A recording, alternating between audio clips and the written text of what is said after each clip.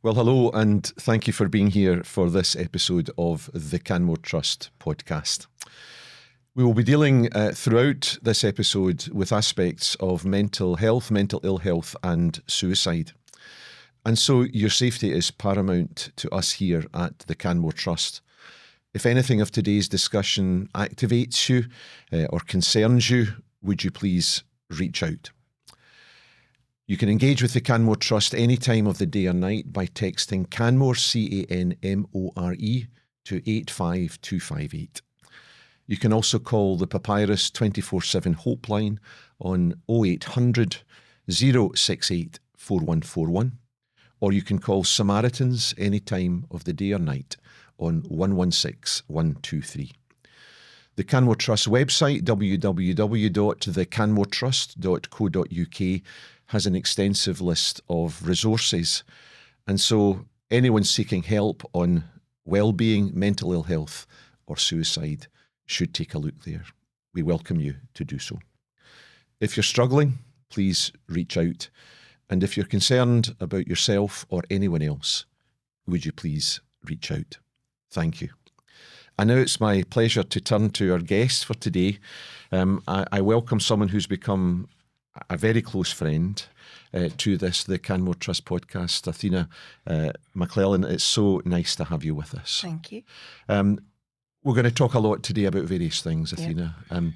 But first of all, I'm going to ask you to tell us a little bit about yourself, your background and all of that stuff. But Athena, I don't know any other Athenas. So where does the unique name of Athena come from? My dad was in the Merchant Navy, and he saw the name, he came across the name Athena years ago, and said to my mum that if he ever had a daughter, he wanted to call her Athena. And have you met any other Athenas ever? No. Online once or twice, but no. And then there was the Athena art shop, the print shop.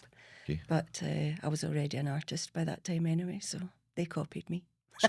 So tell us about Athena. Who are you? Where are you from?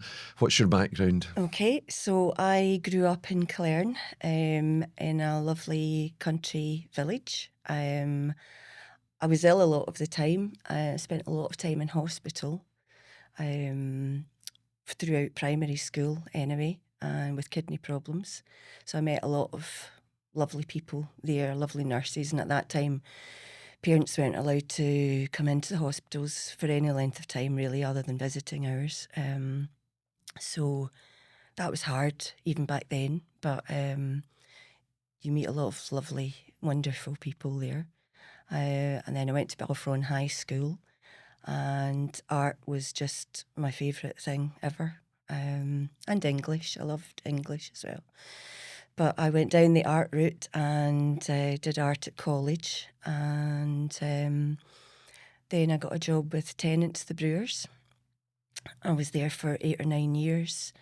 I'm interested in the concept of drawing pints. Is that where that comes from? It was a lot of forms design back then, and then I was one of the first in Scotland to do the Mac desktop publishing. Wow. In 1984, I think it was. So that opened up my world. That was just fantastic, and it was so much easier. And then Laurie, my oldest, came along, and I got made redundant, so that was great. So I did graphic design on my own for a few years, and then Sandy came along. It got harder to do that. And then Joe came along, and 6 years apart, and I took up gardening because it fitted in with the children, and I did an online gardening course, and I'd always been interested in it, but it kind of goes hand in hand with art and design anyway. So that worked really well. So I was a jobbing gardener really for 20 odd years. Amazing. And yeah, that's so fascinating background. Yeah. Now, sadly, we know each other because we've been touched. Sadly, by suicide. We use the term touch as if it were, just a little prod, but it's a good kicking, isn't it? And sadly, you have lost your lovely son, Sandy, to suicide. Yeah. And I wondered if you could tell us a wee bit about that. I lost Sandy 5 years ago in September past there.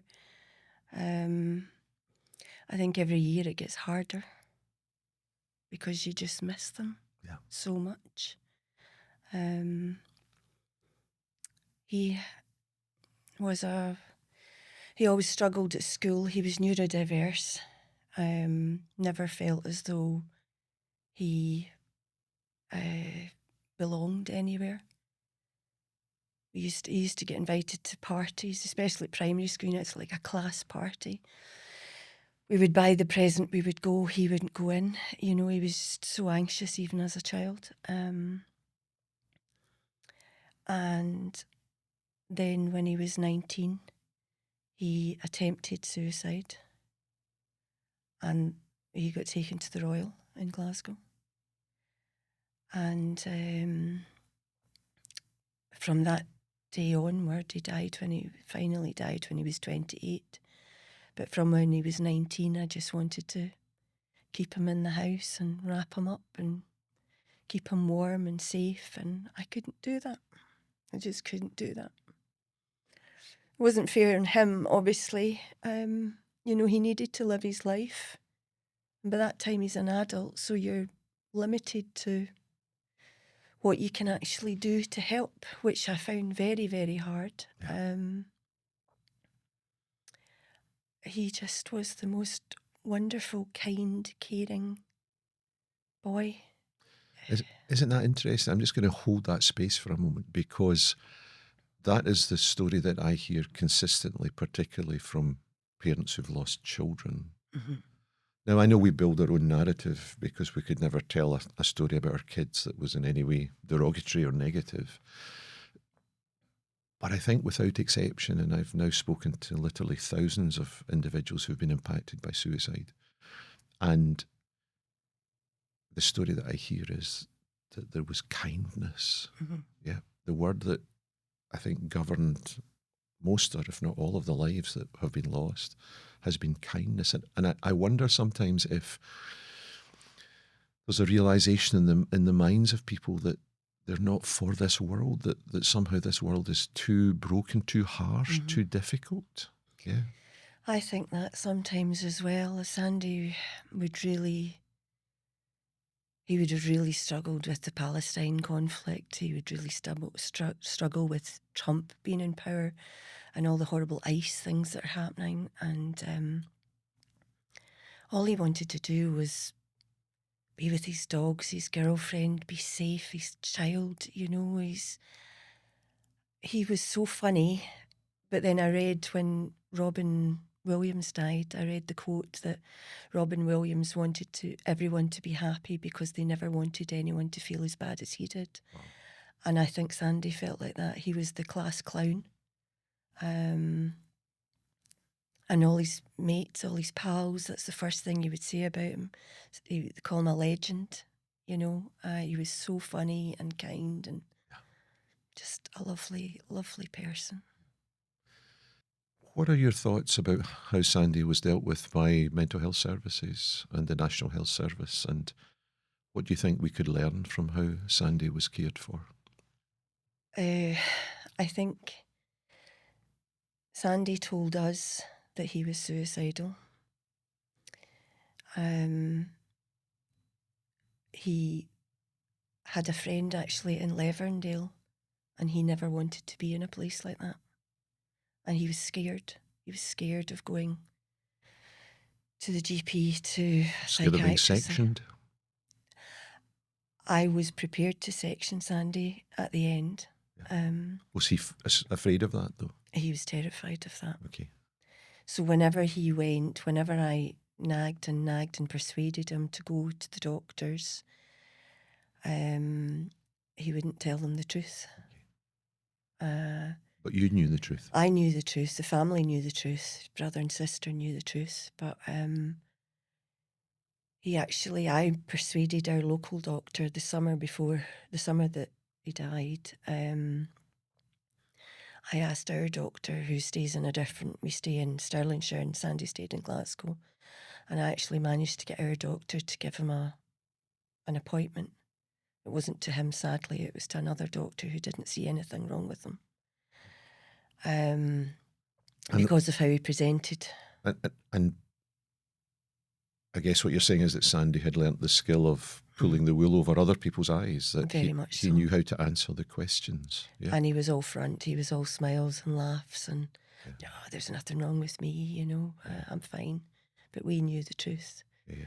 And thankfully, the doctor that I spoke to knew the truth from me as well. And he'd known Sandy growing up, and he knew there'd been a lot of neurodiverse problems. So he actually managed to get an appointment with the psych unit in Stirling. So we met Sandy off the train that day, and my husband and I, and we took him to Stirling. And I sat in the waiting room and he cried. Mum, what am I doing here? And he was away for an hour. And obviously because of his age, I wasn't involved in that. And they just said, we'll make you another appointment. And it was too late. He'd already killed himself by that time in the September.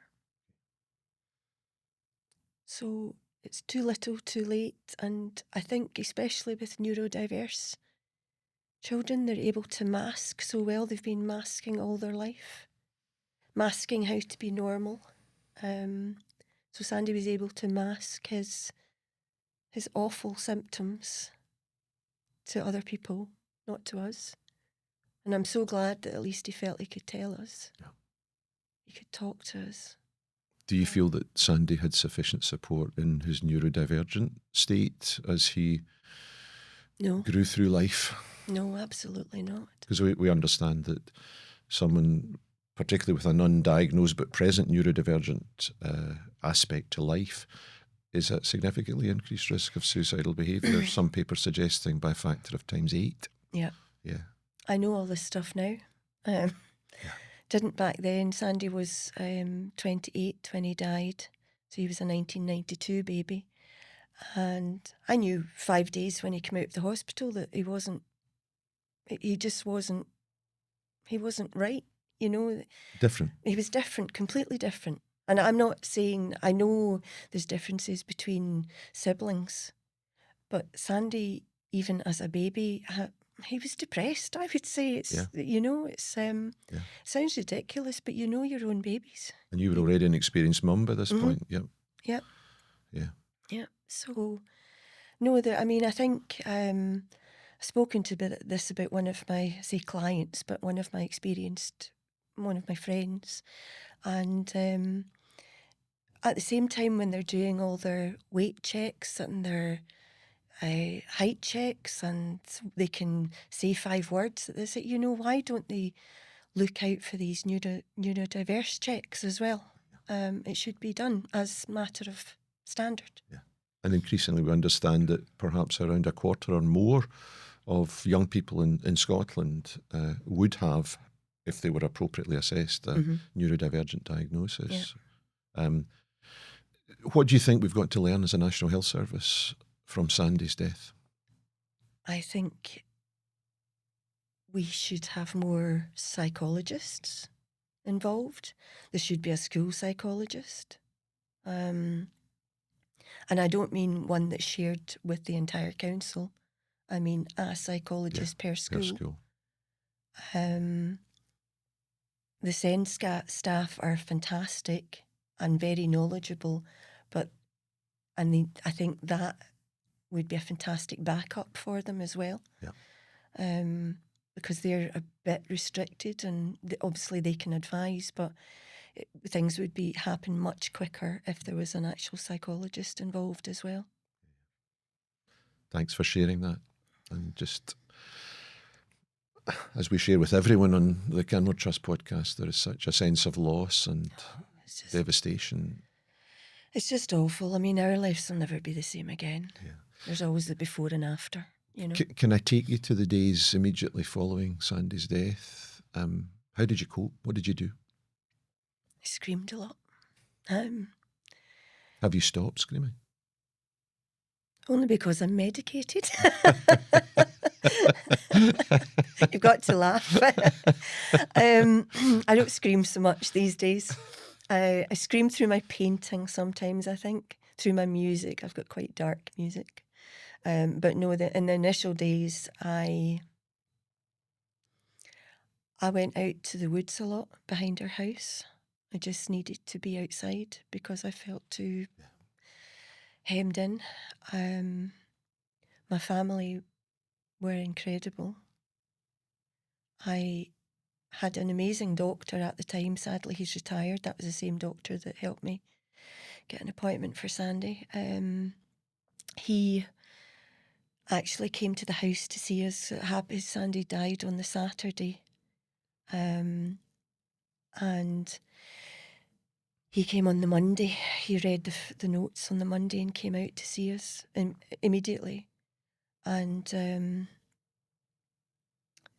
so I thank him very, very much for doing that. But that wouldn't happen now, sadly. Our doctors don't even do house visits anymore. It's a very sad state of affairs. I'm astonished how frequently when we deal with families in the immediate aftermath of a suicide that either the GPs haven't been informed and don't know, or they know but for whatever reason they've chosen not to engage with the family.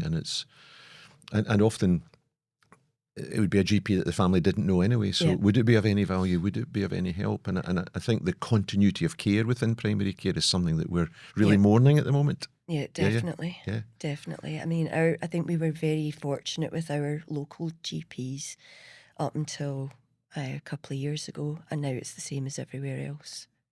It's very sad. I'm interested in music and how you've used music, because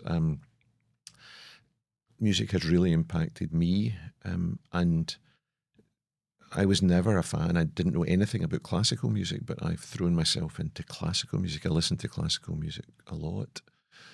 And there are now times when I lift out stuff that I know will make me cry. Because I have to cry.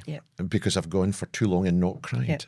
Does that make sense to you? Definitely, I do that as well. You understand? I cry every time I paint. Yeah. Because I listen to incredibly dark, sad music. But I feel I channel Sandy through that. Yeah. And there's one song, Lord Huron. The lyrics are, I had all of you, then some of you, and now none of you. And that just breaks my heart. Breaks my heart. But and Linkin Park, oh my God. It's just, music is just so expressive. My dad can't listen to music anymore. It's too much for him. But well, the one song for us as a family is Caledonia. Oh. And the opening line, I don't know if you can see the changes that have come over me. And that's so painful for me because I'm not sure we had seen the changes that had come over Cameron. So for me, that is, but it's the song that he loved. Yeah. So he was such an avid patriot of his Scottish nation, and he played Caledonia all the time. He played it in the pipes. And so for me, listening to that just breaks my heart. Yeah. There's always a tune that gets you, isn't it? It's just, I've got quite a lot of tunes that get me, but or I can just be painting and not really listening, and then all of a sudden you hear a lyric, and you're like, oh God, that's. And you're in tears. I remember you telling me that the pond in the garden and frogs and newts became really important to you. Yeah, we have Sandy's pond in the garden. My husband James hired a digger, and not that it's a massive garden, but it's quite a deep pond because him and Jacob, my grandson, got carried away digging it, so it's quite deep.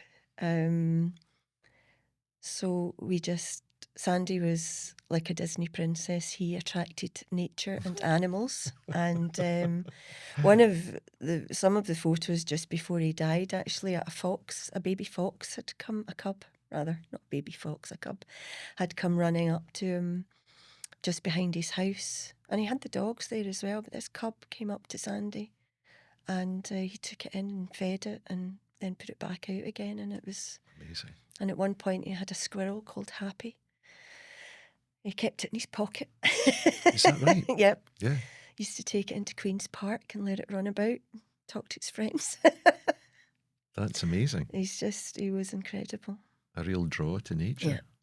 Yeah. So this pond, getting excited because it's coming up to tadpole season, frog spawning. It's just alive with animals and creatures. This is a strange thing to say, but I do not like the turn of the year, because I find that's another year that we've not had Cameron, and I then look to another 365 days of stuff. But the one thing that does excite me in the change of the seasons is seeing my first batch of frogs spawn. Yeah. Yeah, totally. Yeah. Totally. And that's like, because I knew that Cameron would be so excited. So Cameron would have run back to the house and said, Dad, I've seen it'll be February, or, the tail end of February. I've seen my first frog spawn. Yeah. Or our first osprey. We live on the flight path for the incoming ospreys. So that'll be April. Exactly, yeah. And the tea time conversation would be, I saw my first osprey today, and excited. We're like that. We're because we're a family of gardeners, we've actually seen our first snowdrop this year, so that's amazing. Lovely. I think these things just remind you that life keeps going, doesn't it? So anger is something that we talk a lot about in the suicide community, and anger for many people who are on a suicide grief journey is a big part, and many people get locked into anger. Mm-hmm. Have you been angry? Are you still angry? What have you done with your anger? I was raging. Never with Sandy. I was angry at the police initially. I had to take my anger out on somebody. The year that Sandy had died, he'd been very suicidal, so that was 2020, so that was COVID, of course. Yeah. So he was very restricted in where he could go and what have you, and he'd actually been taken in 3 times by the police for his own safety. Sadly, he wasn't treated very well. He was assessed, mentally assessed, and because he masked, of course, or because there weren't certain questions asked, he was let straight back out again. And we had a dreadful experience with Govan Police Station, I think, and a PCSO there just before that was in the July. And I was so angry. And then when he died, the police actually took 7 hours to come and tell us. His girlfriend was told not to tell us. And that's supposedly, we've now found out that's the wrong information. We should have been told by her. But we had to wait for 7 hours before the police came out. And the police that came out were absolutely lovely. But I knew all that time, and I hoped against hope that he was in hospital. And even if he was really bad, of course I would have looked after them for the rest of his life. But please just give me a second chance. There was no second chance. I couldn't fix anything. As a mum, you just want to help and fix, and you just can't. I couldn't fix anything. He was gone, and there was nothing we could do. And we never even got to see him because it was COVID. Okay, wow. Our local undertaker, who's lovely, said he would wait to see the body first. And then he said, Athena, he phoned me up and he said, Athena, he's been through too much, don't come and see him. So we never even got that chance. Wow. And so I was so angry at the police for just the initial, the way it was handled. And I was angry at the NHS, and you're just raging at the world, Yeah. Anybody but Sandy and the family, of course. And it was just hellish, awful. Have you found the anger dissipating? What have you done with that anger? What have I done with it? I've calmed down, I suppose. I've met some wonderful policemen through the Canmore Trust. Yeah. And they have all apologised individually for the debacle. But I'm still quite cynical about the police. I think the police is one of these jobs like teachers. You should maybe just do it for 10 years before you become so cynical and jaded that it doesn't work anymore, you know? Yeah. I think, in fairness to the police are dealing with such an impact of mental ill health in a way that they were never really trained or helped to do. And I think we have got a work to do with the police to ease their burden a bit so that they do the job easier. And it's also more fulfilling for them because it must be the toughest of jobs at the moment. I know.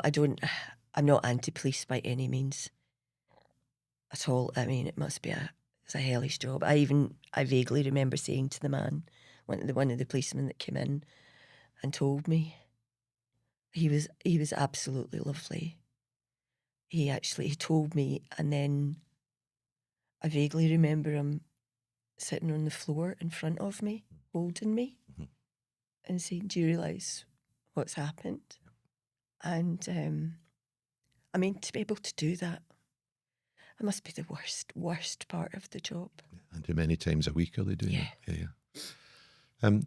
I'm really interested that you said you've not been angry at Sandy. There was a podcast a few months ago where I shared that I hadn't been angry with Cameron, and then I had 48 hours of being catastrophically angry, and I threw myself on the ground and pummeled the ground, and I was so angry with him that he wasn't here. And I had such a reaction to that from people who say, "How could you be angry with your son?" To that was so helpful because I've been holding this. I've been angry with the person that I've lost, and it was so helpful to hear that we can be angry. And I just want to say, as part of the podcast, that we do things differently, don't we? Completely. We grieve differently. My daughter, I was speaking to her yesterday. She was angry with Sandy for about, she said, all of 48 hours. She was raging with him because Sandy, of course, is a son. And but the whole thing was Sandy didn't think he was good enough for his son. So how can I be angry at that? Yeah. I can't. I can be angry at certain teachers and peers that have made him think that. Yep. But ultimately, I can't be angry at Sandy. Yeah. Athena, you shared earlier that you are an artist, and it's one of the delights in my office at the Canmore Trust that I have one of your amazing paintings straight ahead of me, and when I sit at my desk I see it, and I'll probably post it in the link associated with the podcast so that people can see it, and it really makes me emotional even to describe it. It made me cry when I painted it. Of hands reaching out to each other in friendship and kindness across the darkness of a divide. And there's a Canmore Trust wristband in there, which is so beautifully painted in perfect colours and lettering. And I love it, and I thank you for it. It means a huge amount to me. And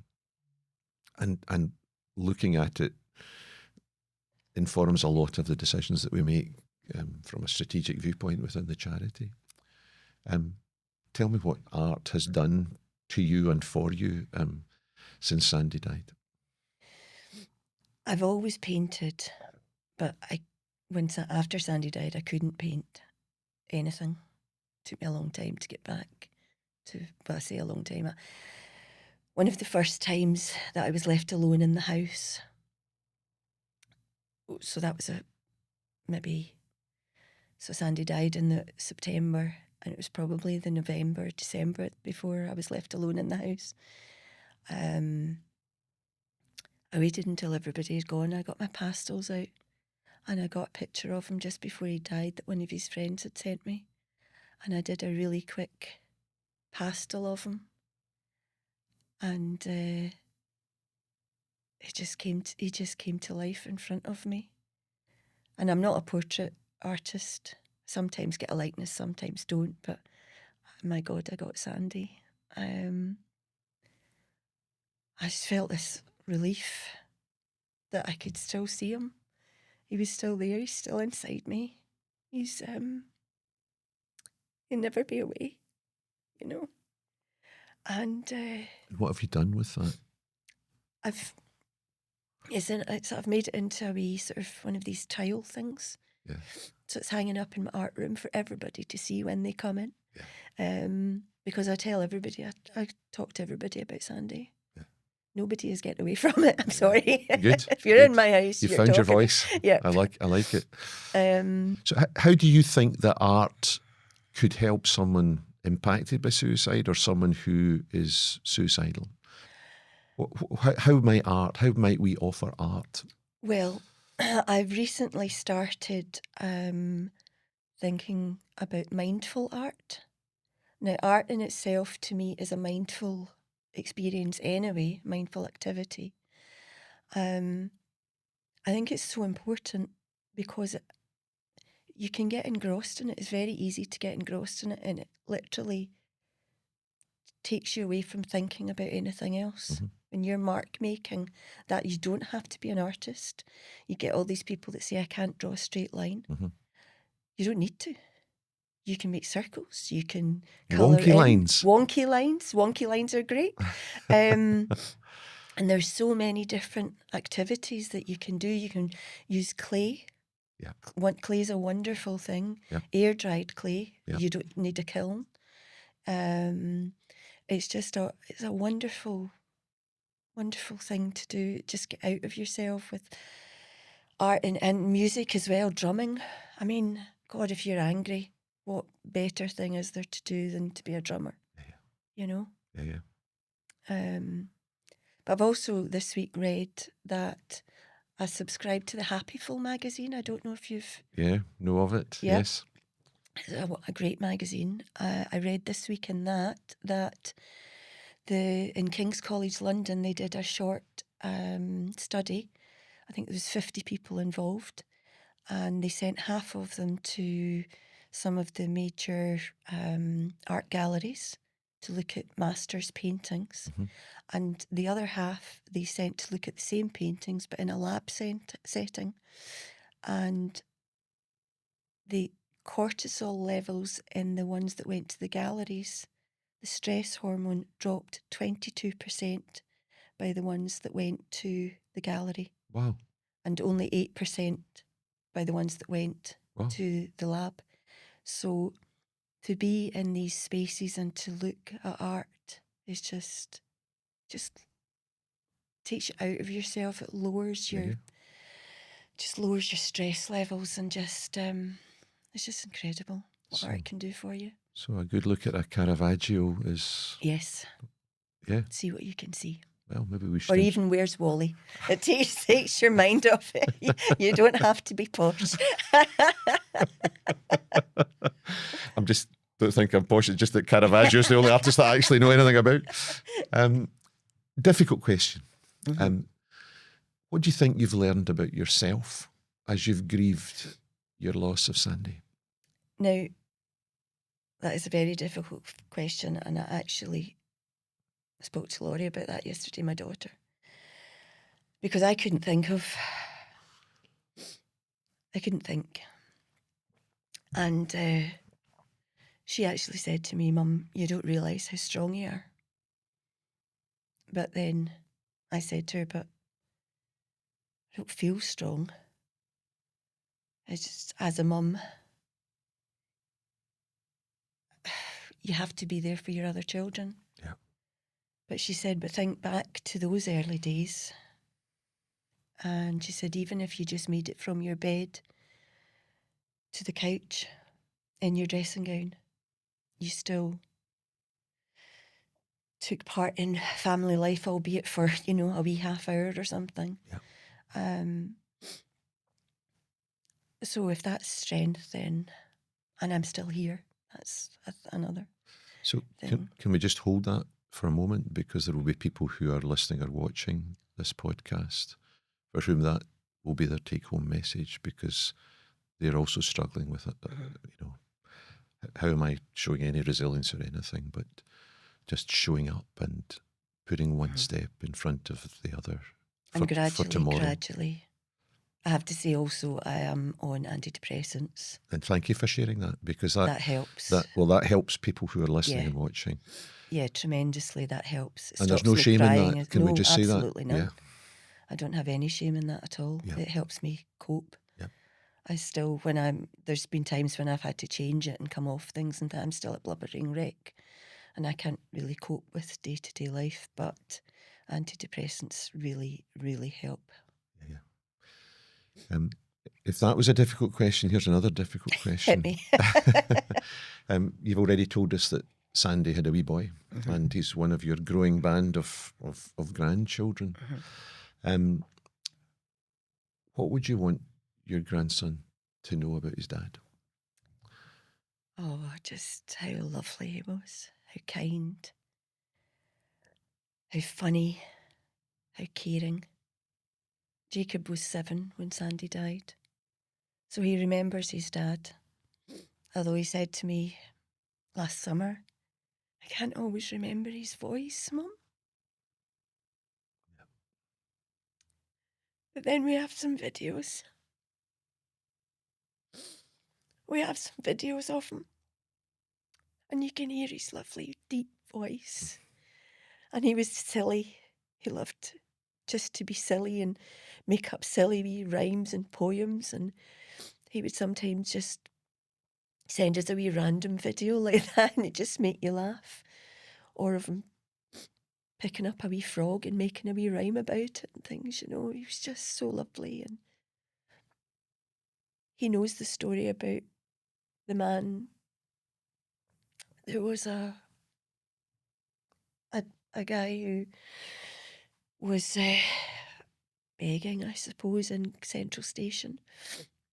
And so Sandy got to know him, because he always got to know the odds and ends of society. He was that kind of person. So Sandy would sit and talk to him every time he passed and give him what money he had. Sandy never had a lot. He was always tapping us. And he saw the busker the beggar one day, and he said to him, Sandy, I need to get back to my family down in Ayrshire. I don't have any money, could you? So Sandy gave him his last tenner. And then about a year and a half later, he was walking through Central again, and there was the guy with a girlfriend and a baby. And he came up and gave Sandy a big cuddle and said, if it hadn't been for you, I wouldn't be here, Sandy. So he just was just a kind guy. Will you talk to your grandson about suicide and suicide prevention? Yes, it's Jacob. So we got Jacob involved with Richmond's Hope initially. Yep. And they were really good with him. So their advice is always to tell the truth. Yep. Despite how hard people think that is, children are actually a lot more resilient than you think they are. So that is their advice, and that is what I would recommend as well, because if they don't know, they start to make things up in their heads, and especially at that age. So I spoke to Jacob after his mum had told him, and Jacob said to me a couple of times since then, he's now 12, he said, I don't know how anybody could do that, Gran. And I just said, you got to remember how ill your dad was at the time, Jacob. And I said, and I just keep, his mum and I and all of us keep, to tell us about anything, talk to us about anything. And obviously school are aware. Mm-hmm. He's now in high school. So you've just got to look out for each other and talk to each other, and this is where it ends, because I had an uncle that died in the 70s from suicide. There will be no more. Yeah. No more. You have joined the merry band that is the Canmore Trust. Yeah, I have indeed. Yes, and you're a huge part of us. We love you to bits. Well, I'm very honoured. I love it, actually. I do. Well, how do you think the Canmore Trust and training as an experienced friend has been part of your forward journey? It's been very, very important. Very important. I think the mental health training that we get is second to none. And the other night we were doing safeguarding training, and so there is a lot of training involved, and it's just the best of training. And I think it's been very important to me because I feel that I'll never like to say move on, because I feel like I'm leaving Sandy behind when I say that, but I like to say I move forward, and he comes with me. Yeah. And I feel that by doing this, he's still with me, very, very much part of my journey. And the friends that I've met through the Canmore Trust and that I've tried to help, Sandy is always there. I always speak about him. And bizarrely, I've always been matched with people that there's been a lot of similarities with. So, I think I've made some new friends as well, as well as the other experienced friends, and yourself, obviously, and the rest. They're. Have you ever been suicidal? Yes. Before Sandy died? Since Sandy died? Yeah, I was suicidal actually before Sandy was born, when I was pregnant with Sandy. Yeah. It was just not a nice time, family-wise, and but being a mum, I couldn't go through with it, and couldn't leave my precious daughter and my precious baby that was still inside me. And so I was on antidepressants then as well. And then after Sandy died, there's this vast emptiness, isn't there? There's just, what do you do? An unmeasurable emptiness. It's completely unmeasurable. It's just horrific. It's like something you could never dream of. These things don't happen to you, Of course they do. Yeah. Such this huge void in your life. So yes, I did feel suicidal then as well. But again, it's family that holds you together. And I guess the importance, we talk all the time about good quality postvention. So meeting with people who have been through a similar experience and gaining support from that is so important. So important, because especially now, I was speaking to one of my client friends, and they have, the suicide was last autumn. This week is the first time they've actually spoken to their doctor. Okay. The doctor has written them sick lines, but this week's been the first point of contact. And it's just, I think there should be help for people after this. Got to do better. Yeah. Yeah. You've got a huge heart for the LGBTQ plus community. Yes, I do. Tell us a bit about that. So I have friends and family that are trans, friends and family that are gay. We're very just, who cares all about it. One thing I know, there's a lot of anti-trans rhetoric in the world right now, and I hate it. That makes me angry. Because people who say these hateful things have no idea the effect it has on trans people, especially. Gay is more acceptable now, although obviously you still get hate. But the trans hate out there just now is just, it makes me scream. It makes me want to scream.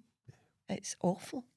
And All I can say is from my experiences, what you go through as a trans person, nobody would ever go through that unless they were in the wrong sex. They just couldn't.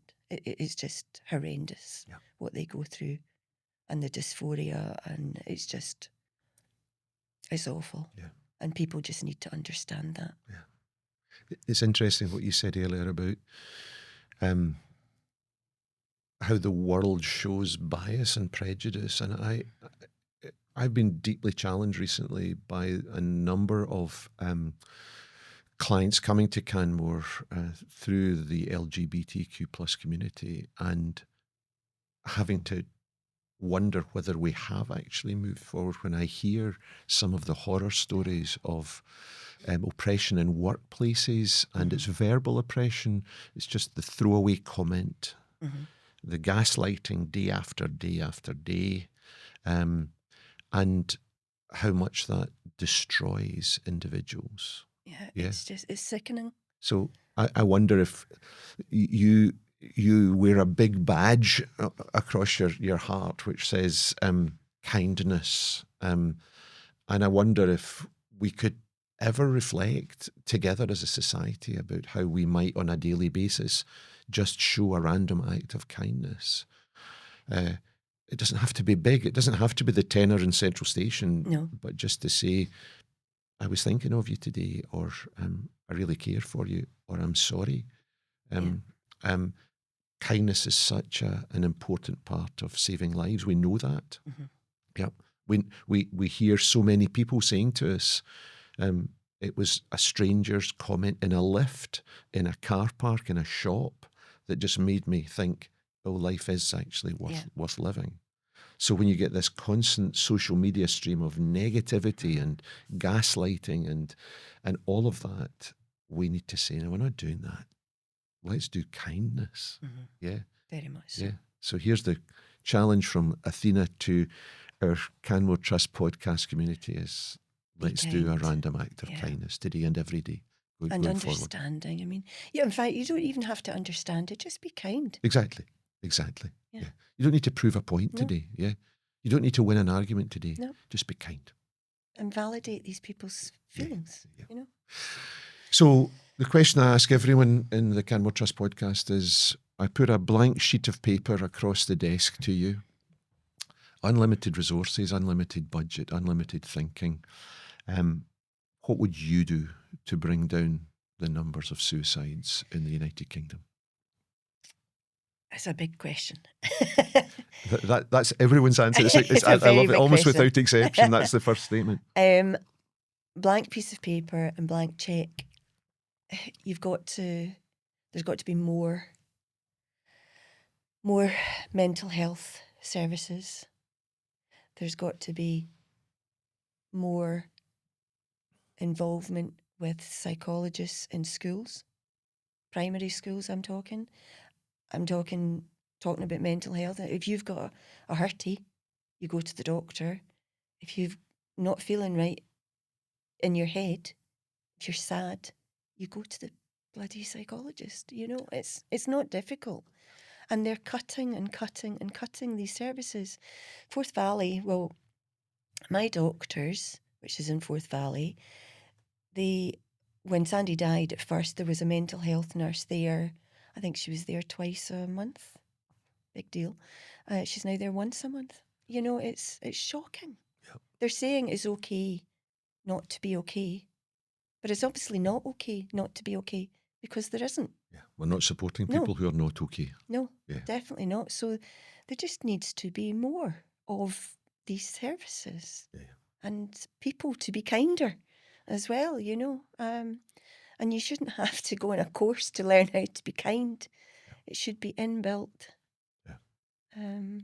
And going back to Sandy's early years, neurodivergent, what about support for youngsters who may be neurodivergent? What do you think about that?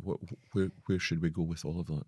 I think it's a very difficult subject because you have extreme neurodivergent and then you get should they be at a primary school, you know, or a secondary school even. And it's very, very difficult. I'm all for, I think there should be more schools because the standard school system doesn't work. It didn't work for Sandy. And it doesn't work for a lot of people, a lot of children. So I think there should be different schools. Schools where the teachers are specially gifted and Yes, have the skills to deal with. yes, not just ordinary teachers. Yeah. It's all about. It's the same as a, and also a GP is a general practitioner. He's not a specialist in mental health. He knows a little bit about it. Yeah. You know, you need specialists. In primary care. Mm-hmm. Yeah. Very much so. So a change in our education system, change in our health system, particularly primary care, and making accessibility for psychological services a priority. Yeah. What about our plans to take suicide safety planning into secondary schools in the UK? I think it should be done younger. I think it should be at the top of primary schools. Great question. Yeah. Yeah. It's you don't just, children struggle at primary school as well. What do you think, Athena, you've learnt about suicide and how to prevent it? I think I've learnt so much about it from our point of view. We knew Sandy was struggling. From most people that I've spoken to, they didn't know. Yep. Either way, it doesn't matter. It's still going to happen. I think if these earlier interventions were in place, I don't think there would be so much of it. It's a terrible, terrible thing. And, you know, they say 135 people are directly affected by every suicide. It's just the worst thing that can happen to a family. But everything you've talked about today is in the upstream flow. It's taking it to a preventable as much as any suicide is preventable. It's dealing with the contributory factors that could help to prevent a suicide. Yeah. That's clearly where your heart is. Yeah. Definitely. Yeah. Definitely. Talking is so important. Yeah. And I guess we've all learned that suicide is utterly complex. So complex. Well, we might want to put our finger on one thing. That's why Cameron took his life. That's why Sandy took his life. But it's so much bigger than that. Yeah, suicide is a thing you're never really going to have answers to. Yeah. A lot of the time, Sandy did leave me a message on a bridge close to the house. But it didn't say, I mean, we knew that he was always a sad person. I don't think you didn't find a note from Cammy, did you? No, there was nothing. But even that, I mean, even if you do find a note, it explains how they feel in that minute. Well, it's really interesting because we get asked all the time in Canmore by people who haven't had a note left. I'd like a note. I wish I'd and then people who say who've been left a note. It wasn't particularly helpful for that. It spoke about that moment, but not the big picture of stuff. So, and we know that the statistics show us that only 1 in 5 people who take their life leave a note. So you're much more likely not to have a note or indication. But it's so complex and so challenging. Sandy's message was, "I love you, Mum. I'm always here." And that was just down the road from our house. Yes, he's always here. Yeah, what a great story. Yeah. You've talked a lot about your hobbies and pastimes because it feels to me as if art and gardening is your job, your money earner, but it's also Sorry, laughing at that. Do you read? I read. Yeah. Yes, I read a lot. What are you reading just now? Who's your favourite author? I have many. I'll read anything. I've just finished The Glasgow Boys by Margaret McDougall. McDougall.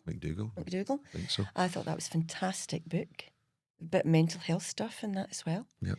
There's a lot of mental health stuff, a lot of the care system, which really interests me as well, because I used to be a mentor for Stirling Council. And I'm also, beside my coffee cup at the moment, is When the Clyde Ran Red by Maggie Craig. Okay. Which is starts off at the suffragettes, World War I. It goes right up to 1942. And you can read that easily a chapter at a time, because I tend to, if I'm reading a fiction book and I'm really obviously, anyway, if I read a fiction book, I'll just get lost in it. I don't even really care if I'm really enjoying it. I just need to get to the end of it. And I read quite fast. So, but at the moment, because I've got quite a lot on, I just try and pick up something that I can read a chapter or two at a time. Yeah. So, yeah. What are your unfulfilled aspirations for life? Now, again, I had to speak to Laurie about this. And you're going to think this is really boring, but I don't really have any. Maybe if you said before Sandy had died, I would have said, I want to travel, I want to do this, do that. But now I'm happy with my family. It would be nice to have my art a bit well known, a bit better known, but I don't care. I really don't care. Well, maybe as a result of this, your art sales are going to go through the roof. I'm just going to catch something there, because it's a really important aspect of what you're sharing, because it's my own experience, and it's the experience of, I think, everyone that I've spoken to in the suicide community. And that is, although our lives do move forward in different dimensions after a suicide, I think the thing that people feel never comes back is the sense of deep-seated joy. Yeah. And I think that's what you're saying is, because I've travelled the world or gone to Nepal or climbed to Everest Base Camp or, done all of that stuff. And then it's like, actually getting to tomorrow's pretty good. Yeah. Yeah. It still would be nice to do these things, but I don't think it would hold the same, joy as it did before. Yeah. Because I couldn't phone up Sandy and tell him, And clearly for you, walking with other people and supporting them as an experienced friend is a huge part of you finding purpose in life. Very much so. Yeah. Very much so. I've had 3 clients now, and I think I'm managing to help them. I think you are. Good. Yeah. I have no doubts about that. We've talked a lot about tough stuff today. How does Athena ensure that she stays safe and grounded in this broken world of ours? What I do, I'm mindful, a lot more mindful than I used to be. Frog spawn. Dogs are wonderful. Until you lose one. But having said that, see, since there, so we lost our German Shepherd in 2008, and my heart was broken. He was my loyal companion, right? Then I got 2 Weimaraners, and then Sandy died, and then my 2 Weimaraners, one by one, died as well. And although that was heartbreaking as well, I told myself that they were going to Sandy. I told them as well that Sandy was waiting for them. And now I could never have imagined myself doing that with Wallace, our German Shepherd. I was just heartbroken. But Sandy, I'm not saying it puts it in perspective, because people's pets are so precious to them. Yeah. But I now think, so we've now got another dog, that the joy that you get from that pet way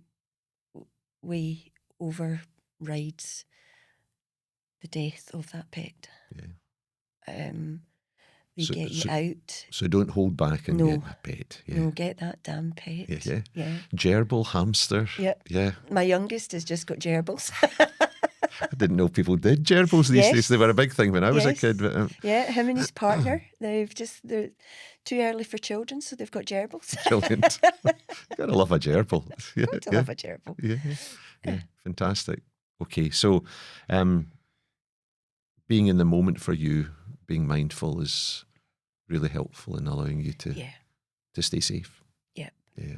And I'm trying to learn Italian as well. Oh, that's okay. And just did my autism course last year as well. I like to, so I think my perspective's completely changed. I just want to improve myself rather than, yay, look at me. But little steps of finding purpose and moving forward. Definitely.